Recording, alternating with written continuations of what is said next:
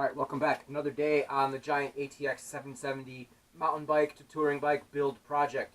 We are in the final phases. As we concluded last time, I theoretically have my derailleur system and shifters operational. Hasn't been road tested yet, but before I go out and do a quick road test, the last thing I really want to do is to apply my bar tape. I could have done this earlier, but I wanted to make sure I was going to keep the drop bars on before I put the bar tape on. And at this point, I'm pretty confident that I'm going to find a way to make it work. So I'm going to put the bar tape on. This is I got this from Nash Bar. It's Bike Nash Bar soft grip handlebar tape. I believe this has a slightly adhesive a slight silicone adhesive on the bottom of the bar tape, so it gives it a little bit of grip to hold it in place as you wrap. But I'm going to talk really quickly about the basic concept of wrapping road drop handlebars. It's not that hard, and I've only done it like twice or 3 times in my life, so I'm not an expert on it, but there's a couple basic principles. So most kits of bar tape are going to come with 2 rolls of bar tape, so 1 for each side, right? 2 end plugs. These go into the plug of the handlebar section. Some of them contain a small auxiliary piece of, oh, this is nice. This is nice material. 2 small pieces of auxiliary material, which is oftentimes used in and around the anchor of the housing, the clamp area. I don't think I'll use it, but it's nice to have. And then they often give you a couple pieces of finishing tape just to wrap the bars up. So, in essence, the concept of wrapping bar tape, in which direction to run it. You start from the drop bar end, the bar plug end, and you work your way up around the shift mounting point, and then up towards the drop, or the tops of the hoods. And then, depending on your comfort, you can go really close to the stem, or you can leave yourself some space. I'm probably going to leave probably about 2 inches.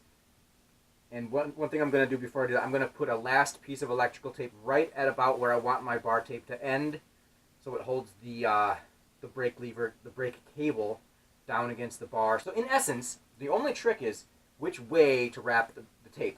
And if you think about how you would ride a bike, there's a couple stresses your hands put on the bars. So when you're in the tops, when you're riding, there aren't many occasions where you're going to be rotating your hands at all forward, or the pressure will be forward. But if you're riding on the tops, you're usually climbing. That means you're you're almost, in certain moments, pulling back on the bars, trying to kind of maybe engage your hamstrings, and you're just kind of slightly, not revving, but your hand movement is slightly pulling backwards. So when you're on the top section, the wrap should be coming from underneath and over, towards the center of the bike. Same thing with the drops, where I'm going to start on the right side. Normally, if you're riding in the drops, if you have any tendency for hand movement, it's to roll slightly to the outside. If you're going to be putting stress on those bars, your grip will slightly rotate outwards, not so much inwards as often. So again, you want to wrap the tape, essentially from the inside of the drop tube over towards the outside. So basically, on the right side, it's a clockwise wrap, and on the left side, it would be a counterclockwise wrap. And then when you get to the junction point with the shifter, that's where it gets not tricky, but there's a couple different ways to wrap around that. And I don't even know if I've memorized exactly how I do it, but I just play around with a couple different concepts so that I can get that wrap going, again, from the bottom over the bar as I finish it up. So that's all I'm going to do now. I'm going to cut a couple sections of tape, so I've got this brake cable secured at the exact distance where I want to finish my wrap, and then I'm just going to start wrapping it up.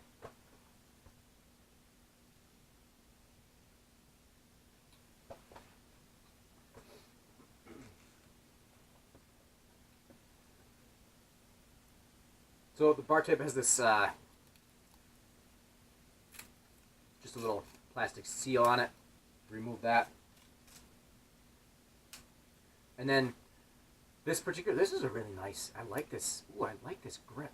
This particular brand, you pull off the backing tape and you see there's this there's this, it's actually quite sticky. It's like a tape, I suppose, on the bottom. So that helps it adhere to the bars. Now, the key thing there is you don't want to unwrap this whole thing because then it'll stick to everything in place. So just unwrap it a few inches at a time. The key thing about wrapping the tape is you basically want to make sure that your tape is under constant tension. And also you want to wrap about half, you want to basically cover about half of the tape each revolution. So again, that might take a little practice.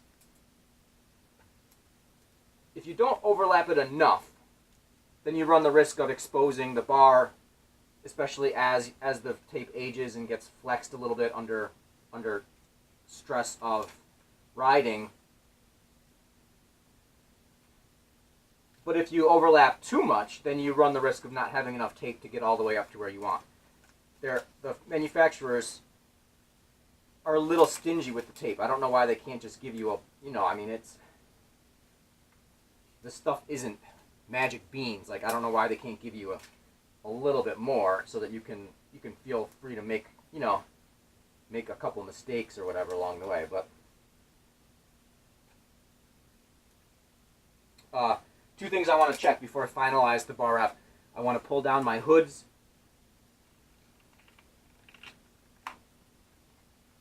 And that looks really nice. There's no, even though I didn't use, this is the area of the bar where some people use the auxiliary tape. I don't use it because I don't need to. I've wrapped it close enough to the hood without making the wrapping too thick there. And then all I'm going to do now is put my bar plug in before my plug end in. And this is a matter of just crimping in the little bit of material. This is an annoying part. Crimping in the little bit of material that overhangs, that you've left hanging over here. You kind of need to gather it as you stuff the plug in there. Make sure it's just all gathered. And then this one went in nice and smooth. If it's real tight, what you can do is you can get a little mallet or something to just punch that in. But that's nice and sturdy. So that's a really, I really like this material. Holy cow. So anyway, right hand tape finished. It's almost looking like a bike now.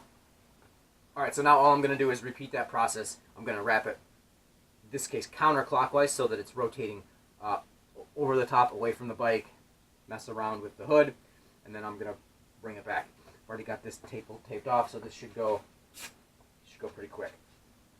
Alright, so I've got the bar tape on. Looks pretty good. I think this bike looks pretty good. I mean, I've got my shift cables wrapping just underneath the bars. They're not crossing over. They look pretty good. Bar tape looks pretty tight. Brake cable has a nice angle here. What I have done, by the way, I went through and I cut all my cables, my brake cable, put an end cap. I cut the rear derailleur cable, put an end cap. The only one I didn't finish off yet, I just have this wrapped around with some electrical tape because again, this is the one component that I'm not 100% sure will work, so I didn't want to completely cut the cable off. But now I'm ready to take this out for a quick spin. Take it out in a couple minutes, just for a quick ride to see how it functions on the road. But we are really, really close to calling this a completed project. And again, until I get it on the road and feel how it rides, I can't be too optimistic, but it's looking good. It's looking good right now.